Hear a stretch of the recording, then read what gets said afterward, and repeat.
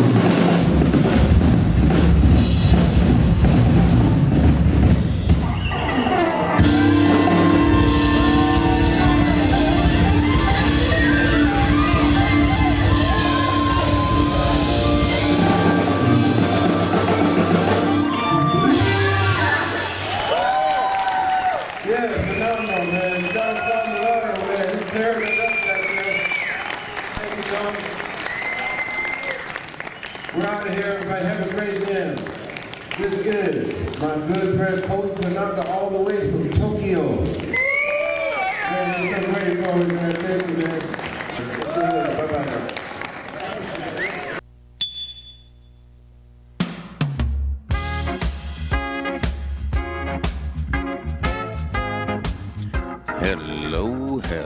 Hello. This is Jon Hammond at the microphone with the Hammond Cast Show on KYOU 1550 AM in San Francisco, California. Thank you for tuning in. I've got a very interesting show for you today with music and stories, some history, and some current events as well. I'm broadcasting to you from New York City today, 1 block from Times Square. And we're going to start the show off today with a special request for a very special guy. And this is some really incredible stuff that I did some years ago with my main man, my mentor in radio, the radio legend, radio and TV, Al Jazzbo Collins.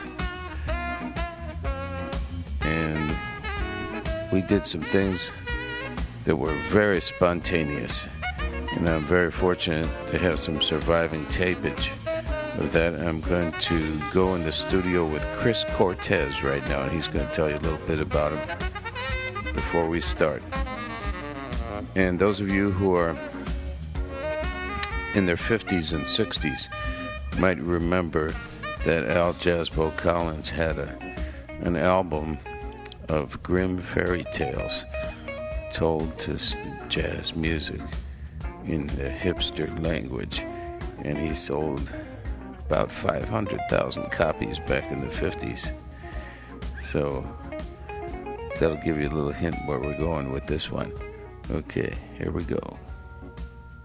Time we were here together. That was when I was a young intern, and you were here with Al Jasbo Collins, and together we almost blew up the transmitter.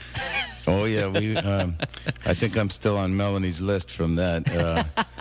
We got a phone call from your chief engineer about 3 or 4 o'clock in the morning. He said, "What are you guys doing? You're going to blow up the entire station." Right. Well, that was the thing with Al Jasbo Collins' show. You never knew what was going to happen, and he dared you to play live on the air, and you certainly came through with that. Yeah. He told me, he said, "Hammond, we're going to try an experiment. Bring your organ down here, and we're going to plug it right into the transmitter."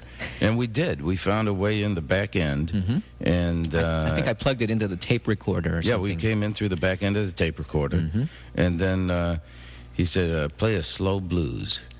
And I just laid down a nice, greasy, slow blues, and he started doing his inimitable version of Little Red Riding Hood with the hipster language that he was so famous for. He was the first real hip cat, Absolutely. So it was great to have him on the airwaves way up to the end of his life and career, and it was a big, big honor for me to work with Jasbo. He was my main man. He was one of my mentors, and he gave me my very first break on the radio in New York on WNEW. Is that right? Yeah. Is that how far back you guys go?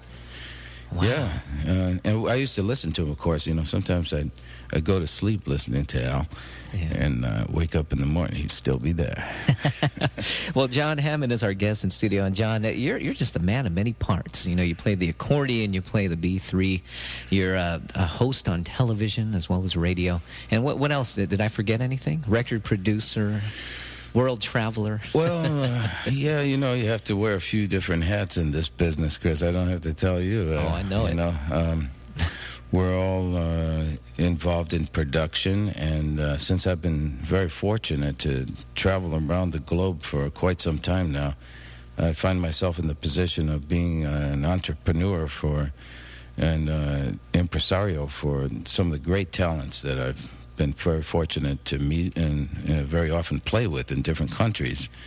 And with the power of TV and radio, I've been able to give some very talented young talents their first exposure in New York.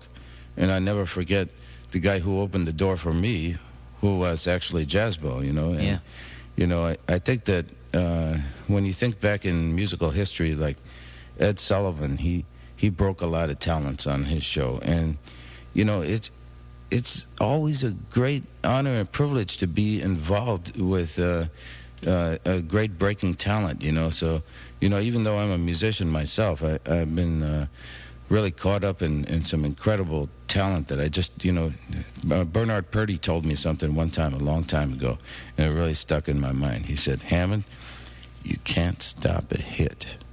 You cannot. Right. That is so true.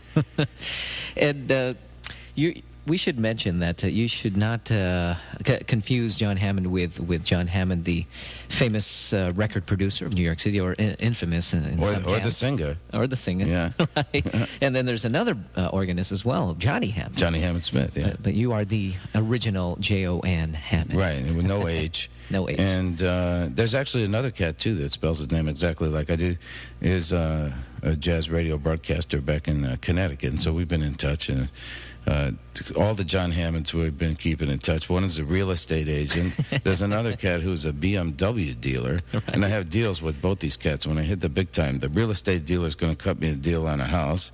And the other one's going to give me a deal on a car. Yeah, that's the way to do it. Yeah, and when I started the Jon Hammond Show TV show 21 years ago.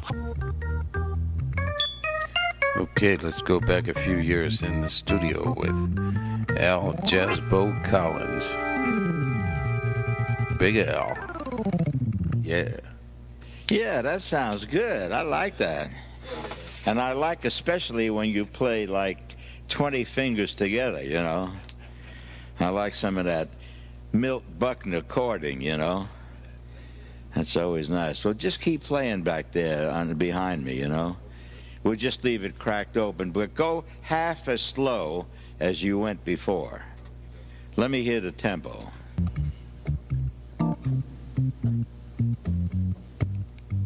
Yeah, now you may be getting somewhere. Yeah.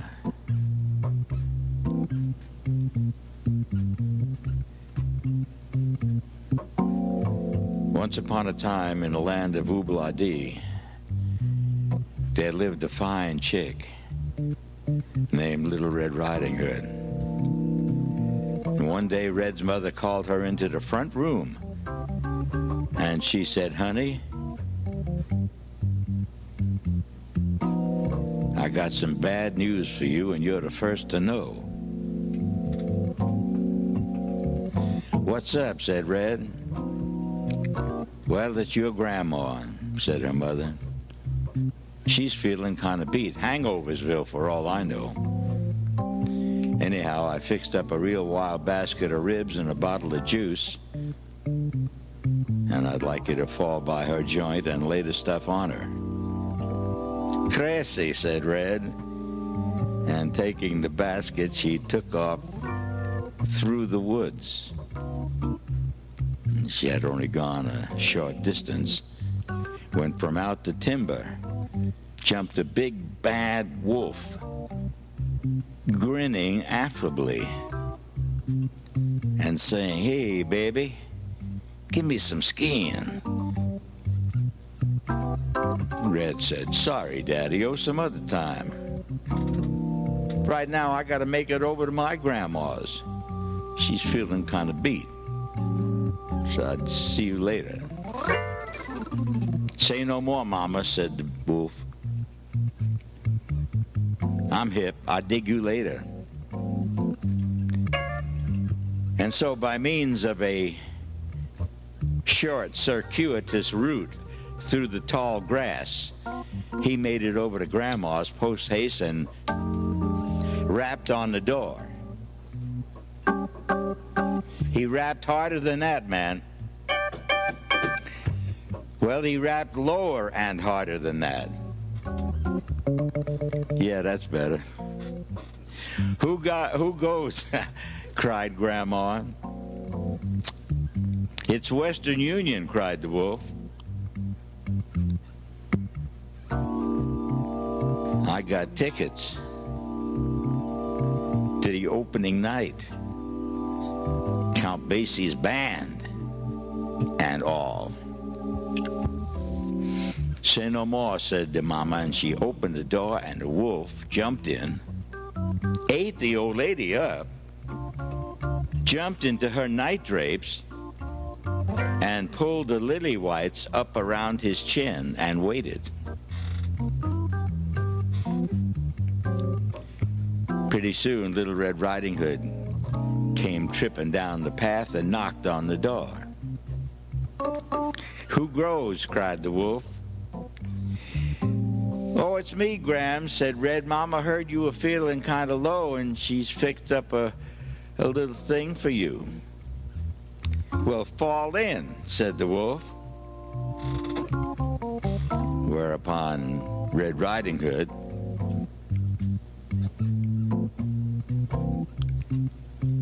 looked at that furry head on her pillow, and she said,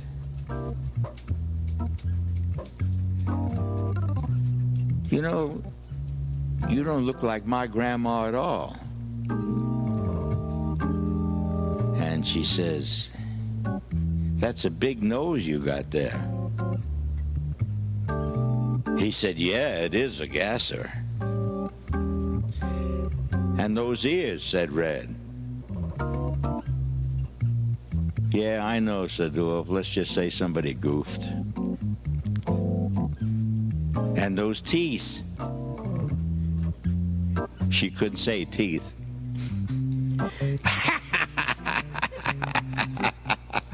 "Those teeth."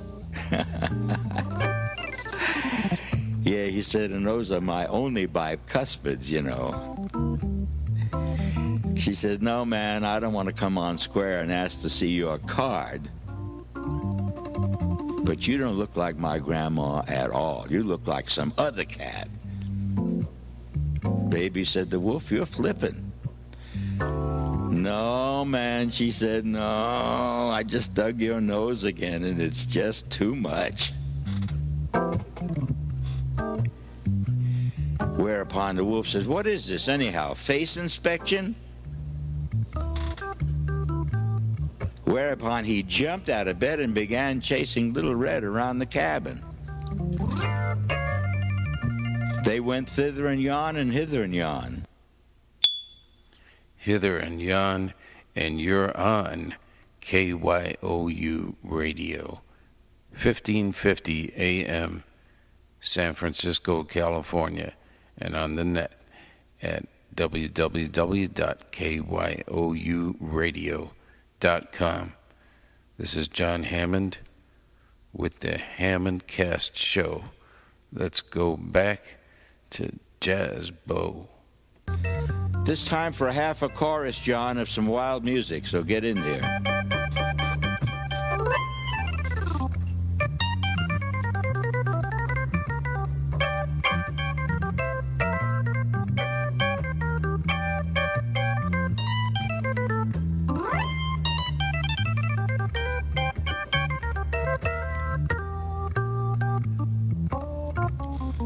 Yeah, little did the wolf realize that hunting season had opened that day. And a passing hunter heard Little Red's cry for help. So he bashed in the door and dispatched the wolf with one single shot. That was a good shot. Take your best shot, man. I usually have more fun with that, but that's all right. We're on our way to the end of the story. The end of the story is where Little Red looks up into the hunter's face and she says to him, you know, your timing was like the end. And so it was.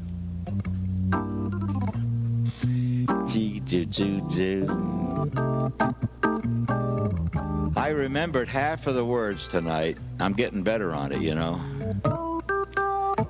But I left out some of the best lines. I don't know how I'm going to get them in there. I'll have to do it again sometime. It's getting close to 10 o'clock here in the purpleness of the grotto. And we're down to the 6th purple nub on the calibrated candle indicating the time. And time down here we refer to more or less casually and roughly speaking, but it is in the vicinity of a couple of minutes before or after 10 o'clock. I would make a slight wager on that.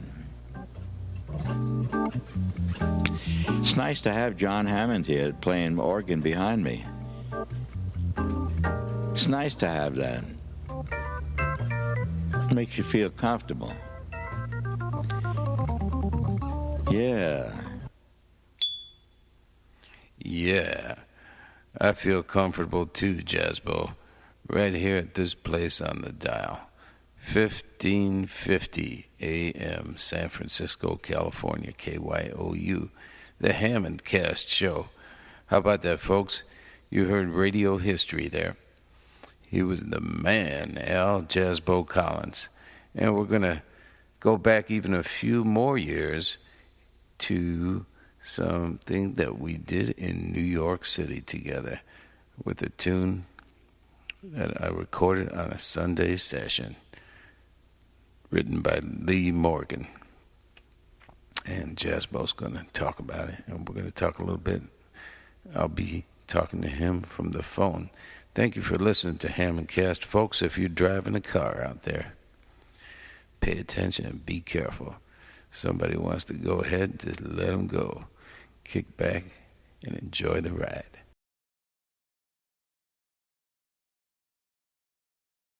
Hammond Report. Hi, everybody. Jon Hammond here, behind the wheel and in front of the camera.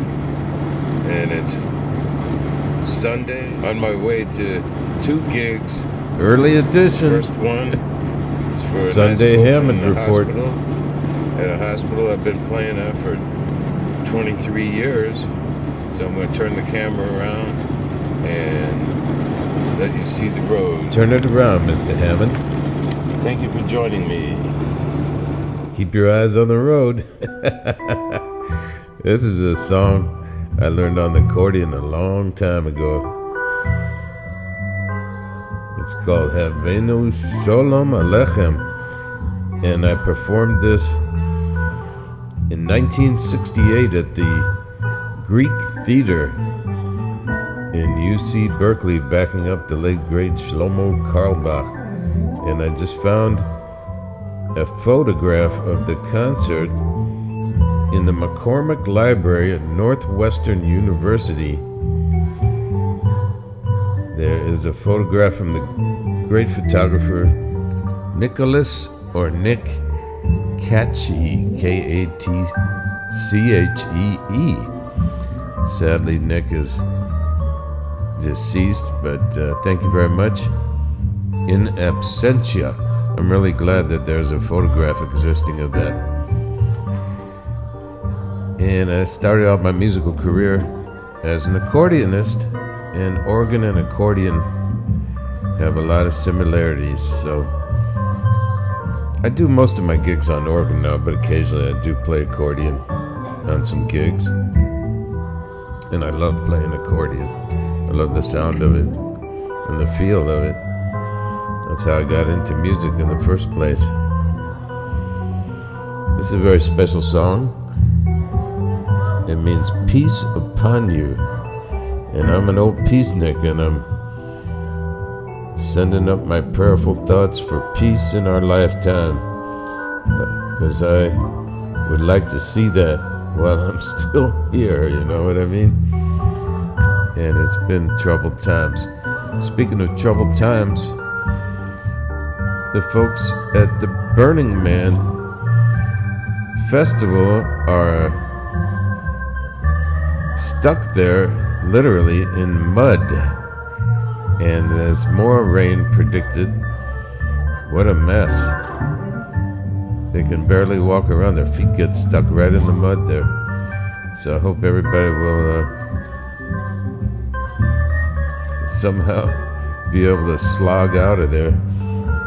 They're there with their RVs and all kinds of vehicles, and I saw some of the Burning Man sculptures in storage in Oakland, California. I took some pictures. All right, we're getting them going now. This is a rousing song for sure. And we're driving across the bridge. Cruise control on. I let everybody else pass me. I'm not in any hurry. I always leave early for gigs. If you get there early, you can't be late. Jon Hammond told you so. I want to wish everybody to have a beautiful Labor Day weekend, and an even better one tomorrow and next week. This is Jon Hammond, the organ and accordion player, host and producer for 40 years of the Jon Hammond Show on cable TV. We broadcast in Manhattan, same time since 1984, February, at 01:30 a.m. Eastern Standard Time on Channel 1 on the Manhattan Neighborhood Network, and streaming all over the world. You can catch it. That's what they say. And I won't argue with that, because the lady that made this famous is Judy Garland. Oh, we got another tune here. I'm going to play a little bit. They say this is the most famous song in the American Songbook. Somewhere over the rainbow, and let's hope they get a rainbow out there at the Burning Man in the desert. But not rain. They need the rainbow for good luck to get out of there, don't you know? Yeah. I met Judy Garland's daughter, Liza Minnelli, at Sardi's. I used to go to Sardi's every night for a little drinky winky when I was a drinker. I don't drink anymore, alcohol. But we had some good times there at the cocktail lounge frequented by many show business people. Everybody's comfortable there at Sardi's. I live right down the street from there. Somewhere over the rainbow. Let's have a little bit of that, Mr. Hammond, from the organ. Oh, yeah.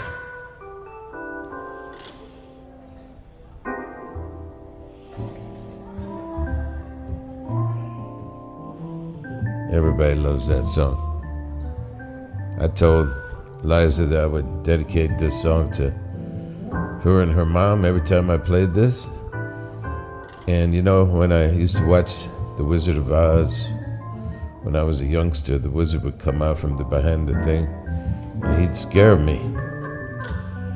I said, oh, the wizard.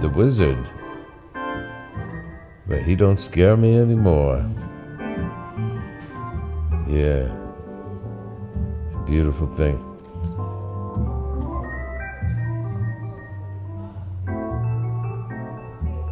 Well, I really appreciate everybody who's tuning me in, and it's good to get your feedback. I'm easy to reach. If you got any good words for me, just look for Hammond Cast, or the Jon Hammond Show, or the Hammond Report. That's all me, John with no H, every time. How many times a day do I have to tell people no H in the John? Quite a few, especially since the autocorrect likes to put the H in there. My name is John without the H. You know, that's short for Jonathan. I go by John 99% of the time. Like Drew Bogosi used to call me on the radio. He said, Johnny Hammond. Point of interest. Here's a point of interest. San Francisco 12 years in a row I played over there. 12 years in a row during holidays for the ladies in the pods. What they call those individual parts of the jailhouse. SF County Jail. Pods. I gotta get out of here, folks. I just want to say Okay. bye-bye now. I brought you across the